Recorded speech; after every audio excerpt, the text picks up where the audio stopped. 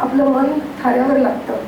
लाथ हाणिता यवन मदांध मुचकुंदा समजूनी मुकुंद जागृत पाही जै निज दृष्टी राख जाहला खलतीन चिमटी.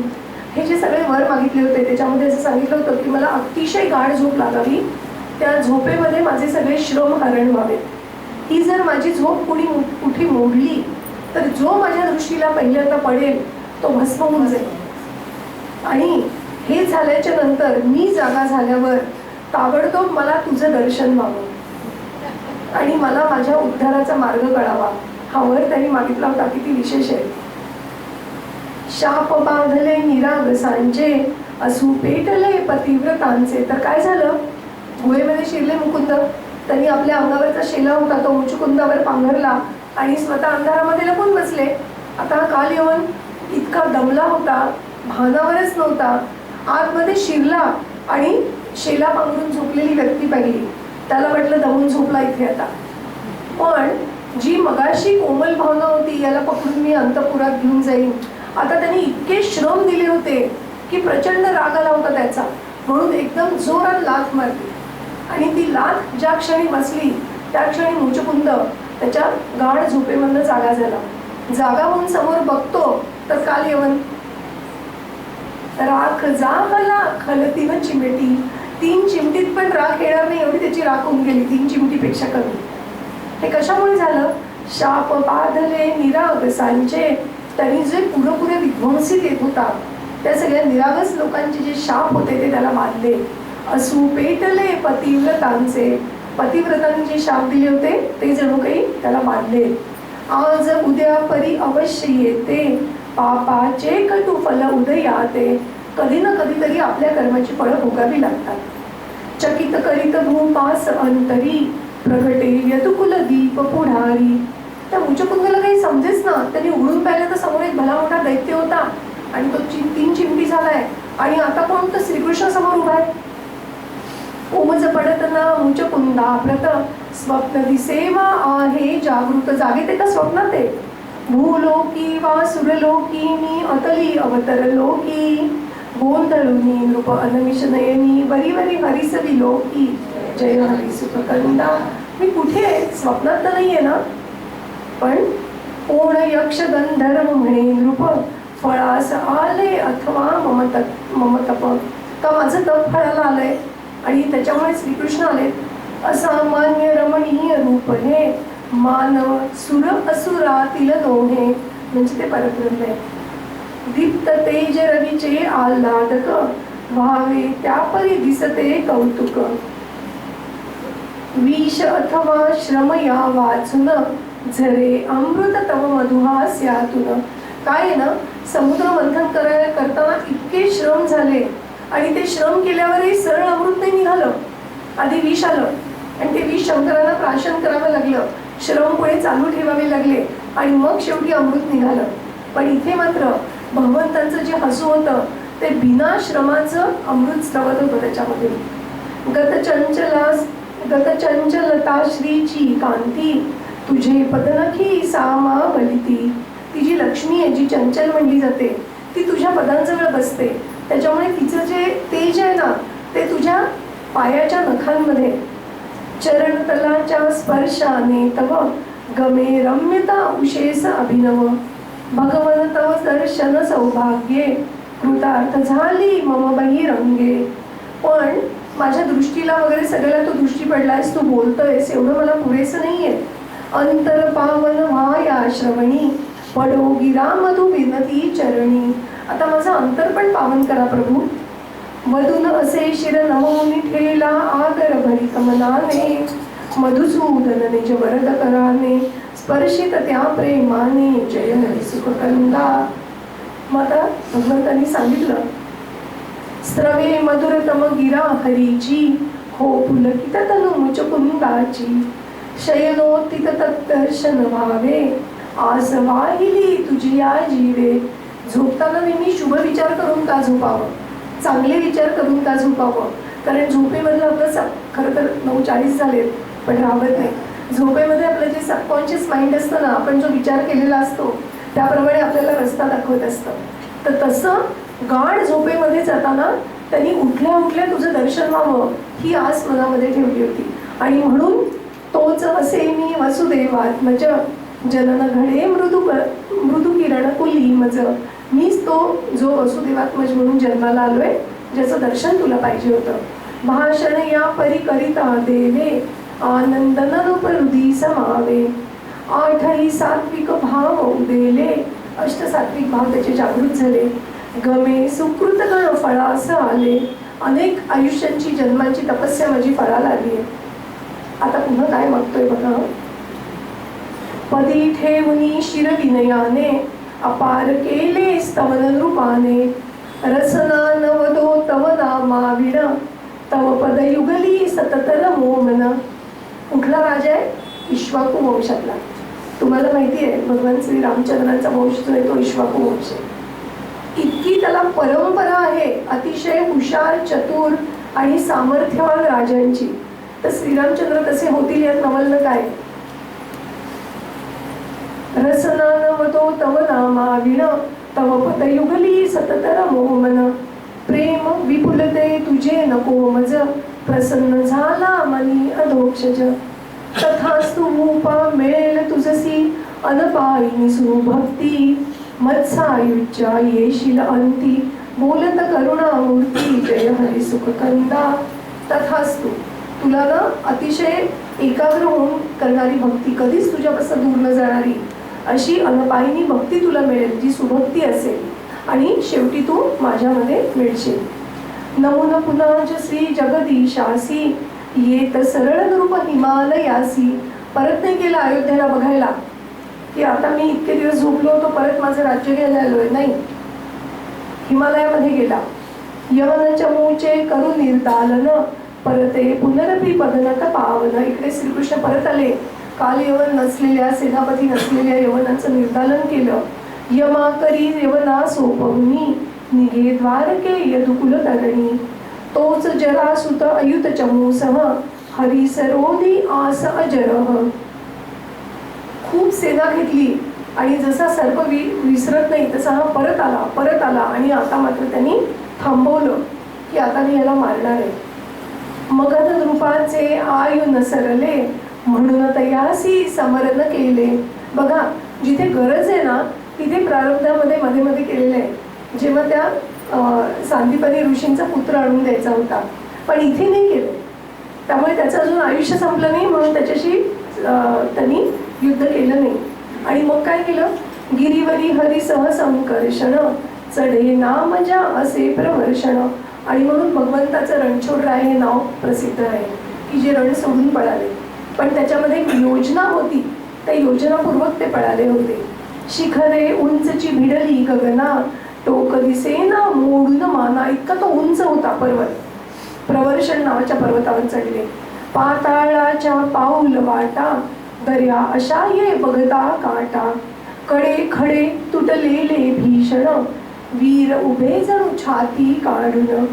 घडी उतरत्या झरे तयातून लपाछपीचे करीती नर्तन. अशा प्रकारचा तो पर्वत होता.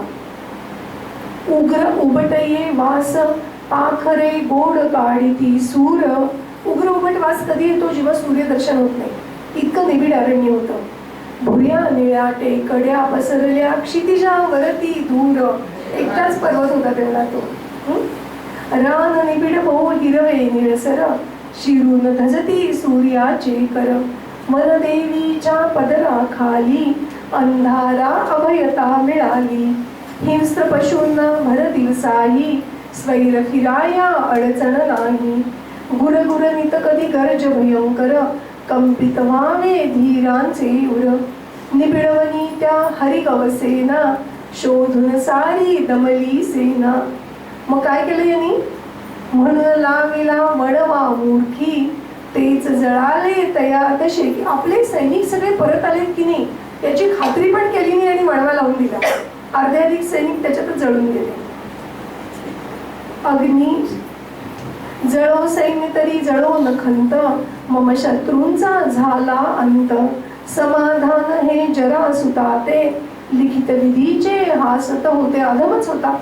अग्नीची सामर्थ्य जयाच्या बळे तया श्रीरंगा स्पर्शही करण्या ज्वाला केवी शकेल बुधो सांगा जय हरी सुख कंदा सराम हरिये द्वारा नगरी सुखाविली मग पुरी अंतरी. आले द्वारकेला, आता जे काम होतं ते करून आले. आता द्वारकेत सुंदरता होतीच, सुंदरते ये तेज निराळे जसे कांत सुख सेवित बाले. जशी लग्न झालेल्या स्त्रीला पतीचं सुख मिळावं आणि म्हणून तिच्या शरीरावर जी तेजस्विता यावी, तशी जणू काही द्वारकेचे नाथ आले आणि म्हणून द्वारकेला एक वेगळं तेज आलं. शासन होते वसुदेवाचे तरी मुकुंदी लक्षपुरीचे. पुढचे शब्द काळजीपूर्वक ऐका. श्वशुर वचासी असते तत्पर उलजेचे परिचित पतीवर. सासरे काय म्हणतात त्याच्याकडे कान आहेत, पण लक्ष कुठे आहे? पतीवर आहे. तसं जरी वसुदेव राजा होते तरी नगरीचं लक्ष मुकुंदावर होतं. व्यापी त्रिभुवन यदुकुल कीर्ती त्रिविक्रमाची जणू पदकांती. विधिभवनी मुनी नारद गाई द्वारे समपुर दुसरे नाही. विशाल उत्सुक अबोध सुंदर बेडीतसे तिजसी रत्नाकर. निज कोशातील हीरक मोती उधळी तिजवर निर्मळ राती. जगदीश्वर हरी सहवासेजी झाली यथार्थ नामा.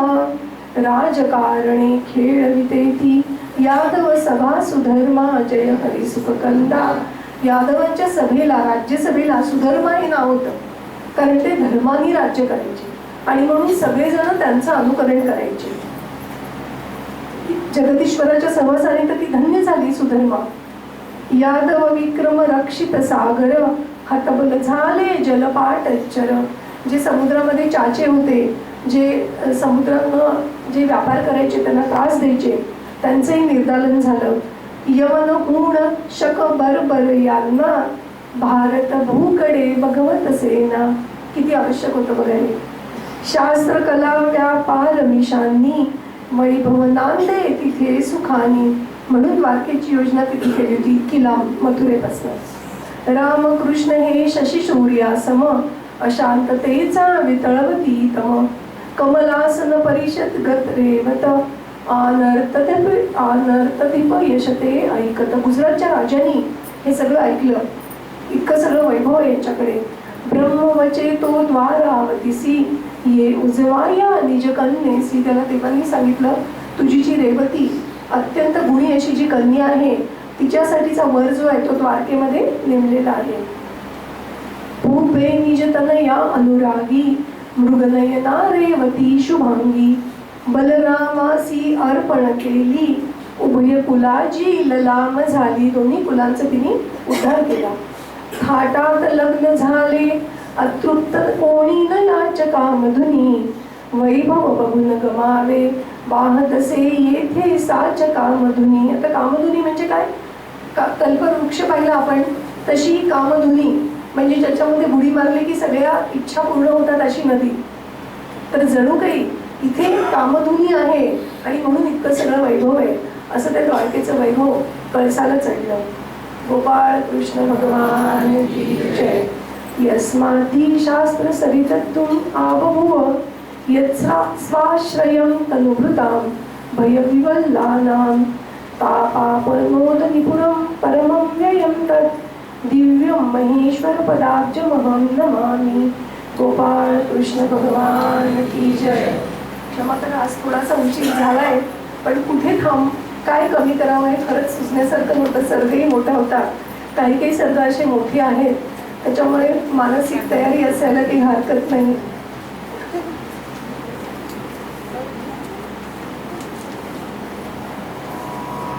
कृष्ण गोविंद गोपाल गाते चले.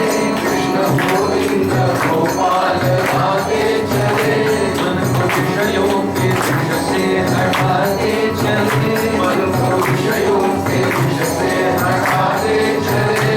इंद्रियों के न घोड़े विषय में अड़े. इंद्रियों के न घोड़े विषय में अड़े. जो अड़े भी तो संयम के घोड़े पड़े. जो अड़े भी तो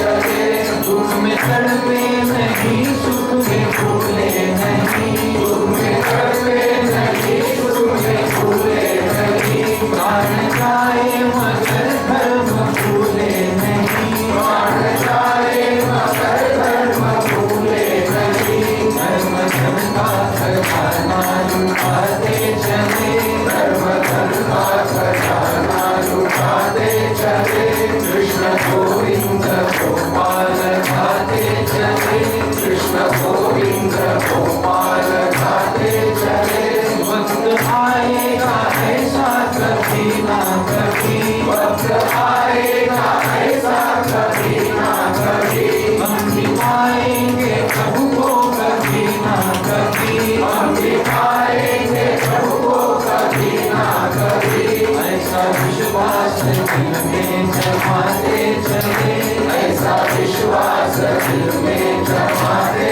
चले कृष्ण गोविंद गोपाल गाते चले कृष्ण गोविंद गोपाल गाते चले मन को विषयों के विष से हटाते चले मन को विषयों के विष से हटाते चले कृष्ण गोविंद गोपाल गाते चले कृष्ण गोविंद गोपाल गाते चले कृष्ण गोविंद गोपाल गाते चले कृष्ण गोविंद गोपाल गाते चले कृष्ण गोविंद गोपाल गाते चले कृष्ण गोविंद गोपाल गाते चले कृष्ण भगवान की जय जय घोष घेऊ कुंडलिक वरदान विठ्ठल सद्गुरु ज्ञानेश्वर तुकाराम महाराज की जय सद्गुरु दासगणो महाराज की जय स्वामी वरदानंद महाराज की जय जय जय रघुवीर समर्थ नमः पार्वती पते हर हर महादेव भारत माता की जय सर्वांनी प्रसाद आणि दुपान घ्यावे ही नम्र विनंती